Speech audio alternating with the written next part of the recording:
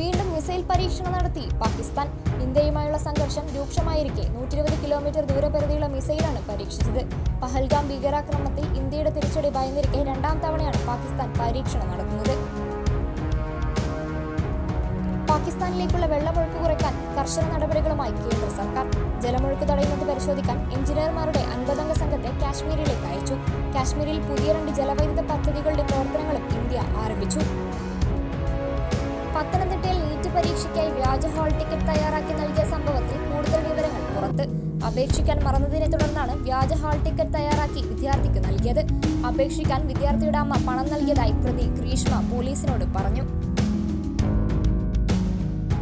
അയർലൻഡിൽ സ്വകാര്യ വാടക താമസ സ്ഥലങ്ങളിൽ ഭൂരിഭാഗവും പ്രവർത്തിക്കുന്നത് ചട്ടം ലംഘിച്ചെന്ന് കണ്ടെത്തൽ. തദ്ദേശ സ്വയംഭരണ സ്ഥാപനങ്ങളുടെ പരിശോധനയിലാണ് നിയമലംഘനം വ്യക്തമായത്.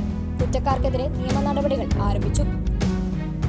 വിവിധ മേഖലകളിൽ കഴിവ് തെളിയിച്ച മലയാളികളായ പ്രതിഭകളെ ആദരിച്ച് ക്രാന്തി അയർലൻഡ്. റോഷൻ ബാവള്ളിൽ കുര്യാക്കോസ്, ഏഞ്ചൽ ബോബി, എയ്ഡൻ ബോബി, ഫെബിൻ മനോജ് എന്നിവരെയാണ് ആദരിച്ചത്. ഇവർക്ക് മന്ത്രി MP രാജേഷ് പുരസ്കാരങ്ങൾ കൈമാറി. ഐറിഷ് കപ്പിനിടെ ആരാധകർ നടത്തിയ ആക്രമണത്തിൽ 8 പോലീസുകാർക്ക് പരിക്ക്. സൗത്ത് ബെൽഫാസ്റ്റിലെ വിൻഡസർ പാർക്കിൽ നടന്ന മത്സരത്തിനിടെയായിരുന്നു സംഭവം. ഡബ്ലിനിലെ IKE ഔട്ട്ലെറ്റിൽ നടന്ന മോഷണവുമായി ബന്ധപ്പെട്ട് 3 ഇന്ത്യൻ സോഫ്റ്റ്വെയർ എഞ്ചിനീയർമാർ പിടിയിൽ. സ്റ്റേഷൻ വാക്ക് നിവാസികളായ മോനിഷ നിമ്മ, സായി രാധിക കപൂരി, രവികിരൺ കരിമല്ല എന്നിവരാണ് പിടിയിലായത്. 2025-26 വർഷത്തെ ബുണ്ടസ്ലിഗ കിരീടം സ്വന്തമാക്കി ബയൺ മ്യൂണിക്. ബയർ ലെവർകുസനെ പരാജയപ്പെടുത്തിയാണ് കിരീടം സ്വന്തമാക്കിയത്. ക്ലബിന്റെ 34ാമത് ജർമ്മൻ ലീഗ് കിരീടമാണിത്. കേരളത്തിൽ വരും ദിവസങ്ങളിൽ ശക്തമായ വേനൽ മഴയ്ക്ക് സാധ്യത. ഇതേ തുടർന്ന് വിവിധ ജില്ലകളിൽ യെല്ലോ അലർട്ട് ഏർപ്പെടുത്തി. അതേസമയം പകൽ സമയങ്ങളിൽ ചൂട് വർദ്ധിക്കുമെന്നും കാലാവസ്ഥാ വകുപ്പ് അറിയിച്ചു.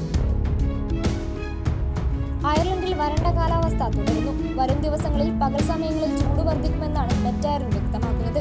അതേസമയം രാത്രികാലങ്ങളിൽ മഞ്ഞുവീഴ്ചയ്ക്ക് സാധ്യതയുണ്ട്.